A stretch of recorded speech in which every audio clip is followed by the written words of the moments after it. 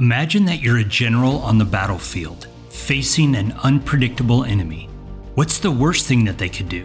What are they most likely to do? Ultimately, how do you anticipate and mitigate what the bad guys are going to do? Military planners don't just guess at what the enemy might do. They meticulously evaluate their most likely and most dangerous strategies. In today's video, we're going to take a look at a tool that the US military and special operations community use to know what the enemy is most likely to do. And then we will discuss how you and your business can benefit from using this methodology to predict what your competition is most likely to do.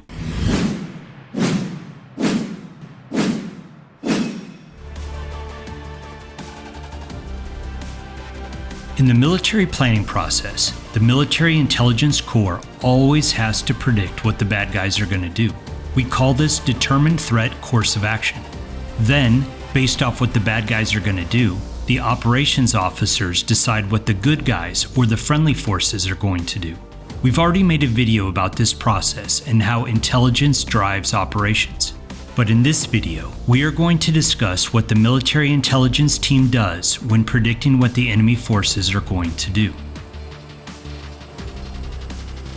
In military planning, we don't call the enemy's plan a plan. We call it a course of action. And to make it even more specific, we predict or guess what the enemy's most likely to do, and what they could do that would be the most dangerous to our friendly forces. We call these two plans the most likely course of action and the most dangerous course of action. If you want to dig deeper, the doctrinal sources for these planning techniques are ATP 2-01.3, Intelligence Preparation of the Operational Environment, and FM2, Intelligence. As you would expect, the most likely course of action is what the enemy is most likely to do. This is based off of doctrinal templates, pattern analysis, or experience and intuition. And the most dangerous course of action is what the enemy could do that would be the worst for our friendly forces. In an oversimplified military example, the most likely course of action is that the enemy is going to attack from the north with their tanks and infantry. But the most dangerous course of action is that the enemy isolates our forces in the north by using a persistent chemical weapon. Then they attack from the east with their tanks and infantry, and they use their naval artillery to block our reinforcements from the south. Although we generally fight the enemy's most likely attack, it's always wise to plan against the enemy's most dangerous course of action. Whether you're a Christian and believe that Satan wants to steal, kill, and destroy, or you're a conspiracy theorist who thinks that the world is flat, and that the Illuminati are trying to destroy life on Earth, perhaps the real bad guy's most likely course of action is to develop in a laboratory a virus that hurts overweight people and those who are immune compromised. But the most dangerous course of action is to have the press blow it all out of control to the point that the world completely shuts down out of fear. Thousands of businesses go bankrupt.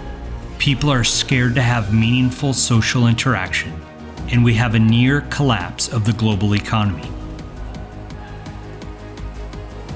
In a sports example, imagine your competition is known for his jiu-jitsu grappling skills.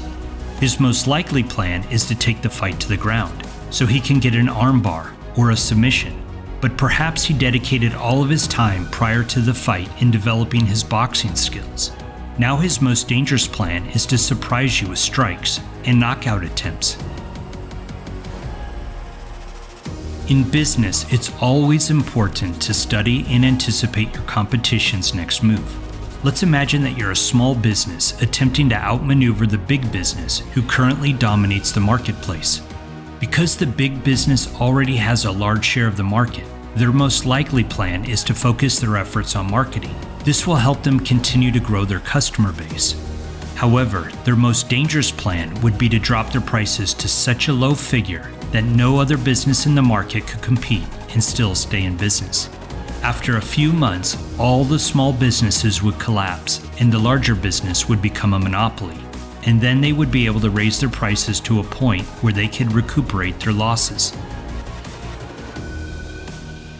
Understanding the most likely and most dangerous courses of action is crucial for military planners and decision makers. By anticipating enemy intentions, they can develop effective strategies to counter threats and achieve their objectives. So if you have an aggressive competitor and you absolutely must win, I highly recommend that you take a few minutes to plan what your competition's most likely and most dangerous courses of action are going to be, and then you find ways to mitigate those plans. If you're looking for other ways to adapt the tools and strategies of the military or elite special operations community, then be sure to check out the resources available on my website, lifeisaspecialoperation.com. Thanks for watching. Please like and subscribe if you want to join my Life as a Special Operations team, and be sure to forward this video to a friend or family member who needs to see it. Life is a special operation. Are you ready for it?